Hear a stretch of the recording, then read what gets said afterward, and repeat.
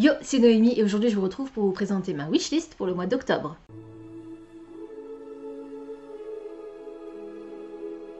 Vous retrouverez dans la barre d'infos le timer qui vous permettra de vous retrouver dans cette vidéo en fonction des formats qui vous intéressent, ainsi que le lien vers l'article sur mon blog dans lequel je mentionne toutes les sorties du mois d'octobre qui me font envie, et aujourd'hui je vais seulement vous parler de celles qui m'interpellent le plus. On commence tout de suite avec D'ombre et de vengeance, le tome 2 de la série Children of Blood and Bones de Tomi Adeyemi aux éditions Nathan. Comme c'est un tome 2, je ne vais pas m'attarder dessus et je vous laisse retrouver dans le petit i, par ici, mon avis sur le tome 1. Et ce tome 2 sortira le 8 octobre. Toujours le 8 octobre, j'ai noté Le syndrome du spaghetti de Marie Vareille, qui va sortir chez Pocket Jeunesse, et cette fois-ci on est plus sur un roman contemporain pour ados.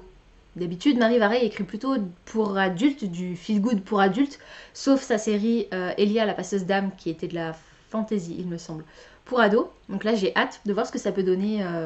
C'est une autrice que j'apprécie, donc ça peut être sympa. Et je ne sais pas de quoi parle ce titre et j'ai pas envie de le savoir. Voilà, c'est l'autrice qui m'a interpellée, donc peu importe le résumé, j'ai envie de le découvrir. Le 14 octobre va enfin sortir, après avoir été repoussé à plusieurs reprises il me semble, le tome 2 des Brumes de Cendreline de Giorgia Caldera, qui s'appellera La Symphonie du Temps, et c'est toujours édité chez J'ai lu. Je vous laisse à nouveau dans le petit i mon avis sur le tome 1 que j'avais adoré. Ça avait été un presque coup de cœur à un poil de fesses. Il m'avait manqué, il y avait quelque chose que laissait présager l'arrivée du tome 2 qui m'avait un petit peu déplu, mais sinon l'histoire avait été géniale et du coup j'ai très hâte de découvrir cette suite. D'ailleurs, le premier tome des Brumes de Cendreline fait partie des 5 finalistes du PLIB 2020, dont le vainqueur sera annoncé le 17 octobre, mais je vous en reparlerai dans une prochaine vidéo. Sortira le 15 octobre le nouveau roman de Victor Dixen qui s'appelle Vampiria. Le premier tome s'intitule La Cour des Ténèbres. Ça sortira chez Robert Laffont. Je n'ai pas encore lu de roman de Victor Dixen, mais celui-ci parle de vampires. Je pense que c'était suffisant pour me donner envie. En plus, la couverture est incroyable.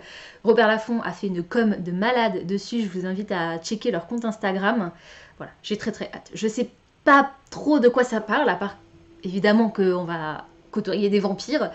C'est suffisant pour me tenter. Chez Sonatine, toujours le 15, va enfin sortir également, donc une sortie qui a été pas mal repoussée, La mer sans étoiles d'Erin Morgenstern. C'est l'autrice du Cirque des rêves que j'avais adoré. Et dans cette histoire, on va rencontrer un jeune homme, si je me souviens bien, qui travaille dans une bibliothèque et qui va un jour tomber sur un livre qui porte son nom, vraisemblablement, et qui raconte tout son passé. Et on va partir dans une espèce d'aventure où les livres ont une grosse place, et c'est un roman qui me fait envie depuis sa sortie en VO, donc j'ai très hâte de pouvoir enfin mettre la main dessus. Le 20, chez Charleston, va sortir le nouveau roman de Sophie Jomain qui s'intitulera Les étoiles brillent plus fort en hiver. Ça me fait énormément penser au titre de Virginie Grimaldi, Le parfum du bonheur est plus fort sous la pluie. C'est le même style de titre. Je ne sais pas de quoi ça parle, je l'ai noté dans ma wishlist parce que j'adore Sophie Jomain, je veux absolument le lire, et voilà, c'est tout. Et pour en finir avec les grands formats, le 29 octobre va sortir Nevernight de J. Christophe, le premier tome N'oublie jamais, ça sortira chez De Saxus, et pour l'occasion, il y a 2 éditions qui vont sortir, la version reliée, que je vous mets par ici, et que j'ai précommandée, et la version brochée, que je vous mets par ici, qui sera donc moins chère, et que j'ai pas commandé puisque j'ai commandé la version reliée, donc je vais le recevoir vers la fin du mois d'octobre ou peut-être début novembre en fonction des délais de livraison. En tout cas, j'ai très hâte. Et là, pareil, De Saxus fait une com de malade sur toutes ses prochaines sorties, donc je vous invite énormément à découvrir leur compte Instagram. Je passe maintenant au format poche, et le 8 octobre, je vous en ai parlé un tout petit peu plus tôt, va sortir le premier tome d'Elia la passeuse d'âme, donc le premier tome de la série Fantasy Ado de Marie Vareille. Je sais pas vraiment de quoi ça parle, j'ai pas envie de le savoir, c'est une série qui date maintenant un petit peu, mais j'ai beaucoup aimé les dernières parutions de Marie Vareille, du coup j'ai très hâte de découvrir cette série que pour l'instant je ne connais pas. Je passe maintenant aux albums, et le 1er octobre est sorti Émile fête Noël de Vincent Cuvelier et Ronan Badel chez les éditions Gallimard Jeunesse Giboulé.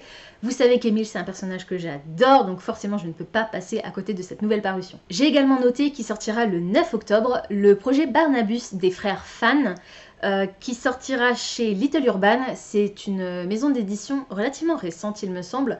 Ils avaient déjà sorti une parution de un autre album des 3 frères, je crois qu'ils sont 3, qui était magnifique, et là de nouveau les illustrations de cet album sont absolument sublimes, du coup j'ai très hâte de le découvrir. Et j'ai également noté le 15 chez Seuil Jeunesse le nouvel album de Clotilde Perrin qui s'intitule Dans sa valise. J'adore les albums de Clotilde Perrin parce que ce sont des albums très fragile, mais avec plein de volets à soulever, de tirettes, de reliefs. Voilà, je les trouve vraiment sublimes et j'ai très hâte de découvrir celui-ci. Je passe aux bandes dessinées et le 7 sortira une nouvelle bande dessinée de Margot Motin. Elle s'intitule Le printemps suivant, ça paraîtra chez Casterman et je ne sais pas vraiment de quoi ça parle, je sais juste que c'est Margot Motin et que j'adore cette illustratrice, du coup je fonce les yeux fermés. Va sortir également chez Jungle le tome 2 de L'Auteur-Flamme de Marianne Alexandre, j'avais adoré le tome 1. Le 21 octobre, chez Soleil va sortir l'adaptation par Lilian du roman de Raphaël Giordano, Ta deuxième vie commence quand tu comprends que tu n'en as qu'une. C'est un roman que ma sœur a beaucoup aimé, que ma maman a beaucoup aimé et que je n'ai jamais eu le courage de lire. Ça me tente pas plus que ça. Tout ce qui est développement personnel, c'est pas vraiment mon truc dans les romans. Du coup là, le fait que ce soit adapté en bande dessinée, je pense que ça peut plus m'attirer. Donc on va voir ce que ça donne. En plus, j'aime beaucoup le style de Lilian, donc on va voir. Pour les mangas, en date du 21, j'ai noté Jitsu de Mato et Mr. Tan chez Glénat. Mr. Tan, c'est l'auteur de Mortel Adèle. Et la couverture de ce manga est juste incroyable. Alors, je sais pas de quoi ça parle, j'en ai aucune idée, mais rien que le design m'intrigue, donc j'ai très hâte de le découvrir. Et j'ai noté le 28 chez Nobinobi, un nouveau titre de la collection Les Classiques en manga, et cette fois-ci ce sera l'adaptation de Dracula par Virginia Nitway. Je termine par les sorties en version originale anglaise, et le premier dont je vous parle c'est Spoiler Alert de Olivia Dade, qui sortira le 6 octobre, donc demain, chez Avon. On est sur de la romance contemporaine entre l'acteur d'une série à succès et une de ses fans. La couverture est vachement flashy et m'intrigue énormément. On va voir ce que ça donne. Toujours le 6, j'ai noté la sortie chez Titan Books, parce que c'est l'édition que je trouve la plus jolie, de The Invisible Life of Eddie LaRue par V.E. Schwab, qui est l'autrice de... à chaque fois je me rate. Six of Crows. C'est ça. Voilà, tout simplement.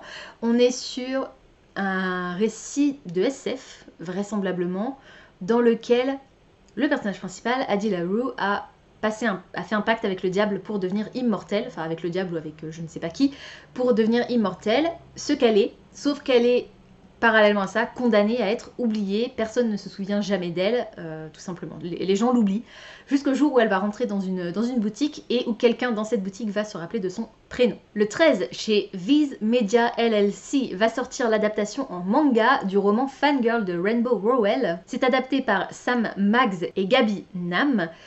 C'est pas un roman que j'ai lu, mais j'en entends énormément parler, ou alors je l'ai lu mais il y a très longtemps et je m'en souviens pas du tout.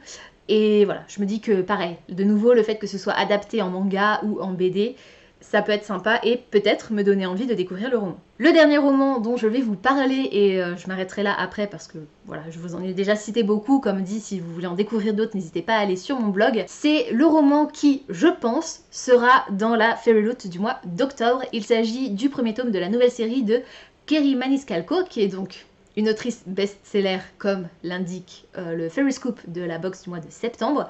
Et ça s'appelle Kingdom of the Wicked. C'est édité chez Jimmy Patterson et je ne sais pas du tout de quoi ça parle. Ça se situe en Italie et j'en sais pas plus. Si, je crois qu'on va avoir des sœurs. L'une d'entre elles va être assassinée et la deuxième va mener l'enquête, quelque chose comme ça. Voilà, donc j'ai très hâte de le découvrir, la couverture est incroyable. J'ai envie de lire la première série de l'autrice, donc Hunting Prince Dracula, je crois que c'est ça le premier tome. Et voilà, le tout premier tome avait été traduit en France, mais la suite n'avait jamais été traduite, donc c'est très dommage. Peut-être que avec la sortie de cette nouvelle série, les éditeurs français vont se dire qu'il y a moyen de faire du fric sur la première série de l'autrice, j'en sais rien. On est assez frileux en termes de SFFF en France, je trouve, par rapport aux Américains ou aux Anglais, donc c'est assez dommage, mais bon, c'est comme ça. Voilà, c'est tout pour aujourd'hui, j'espère que cette vidéo vous aura plu. Comme d'habitude, n'hésitez pas à me dire dans les commentaires si certains des titres que je vous ai présentés aujourd'hui vous intéressent. N'hésitez pas également à me dire si vous avez repéré d'autres titres qui vont sortir au mois d'octobre et que je n'ai pas mentionné dans cette vidéo. Pensez à vous abonner à la chaîne, à liker et à partager cette vidéo, ça me fera toujours plaisir. Pensez également à activer la petite cloche de notification qui vous permettra de savoir quand je poste du nouveau contenu. En attendant de vous retrouver, je vous souhaite d'excellentes lectures et je vous dis à très bientôt dans une prochaine vidéo. Ciao!